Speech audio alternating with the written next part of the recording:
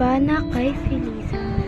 Okay guys, ito nga pala sa inyo yung kwento kay Urbana. So yun, mas kapay naman masulap sa iyo. Nalalaman mo sa iyong Siya si Hans, ang pasaway at laging nagdadala ng kaguluhan sa kanilang paaralan.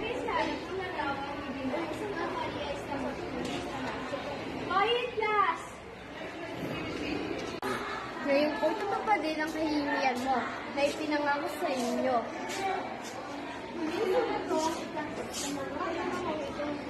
Maya-maya pa, natapos na ang kwento ni Urbana kay Feliza, ngunit wala silang naintindihan. Siya naman si Ben, ang laging gustong malinis ang kanilang silid-aralan. Nang siya'y matapos maglinis, siya ay pumunta sa kantina.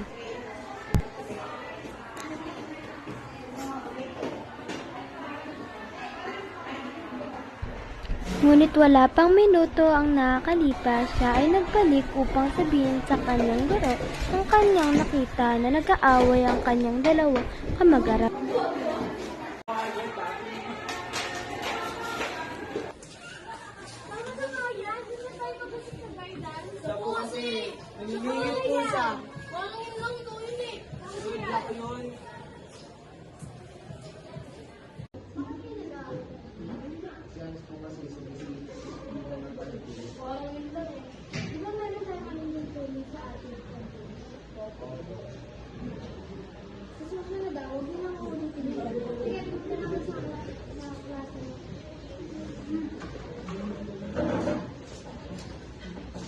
Dito, napagtanto nila na hindi maganda ang maging suwail na estudyante. Kaya sila ay pinarusahan ng kanilang guro na babasahin nila ang liham ni Urbana kay Feliza at gagawa sila ng sarili nilang liham.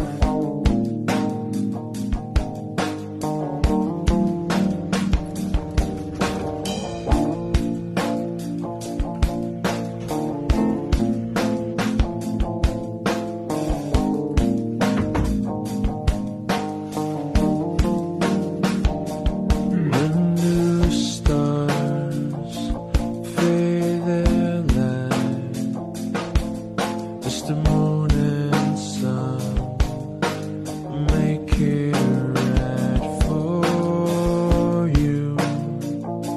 The world may be like an endless storm, chasing a mystery.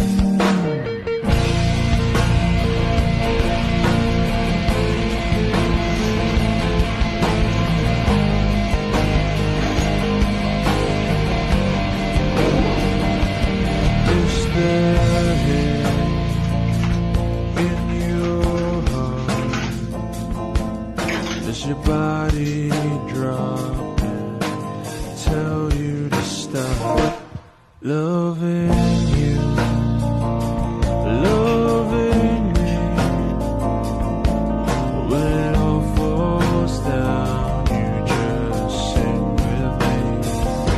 'Cause there's a blue sky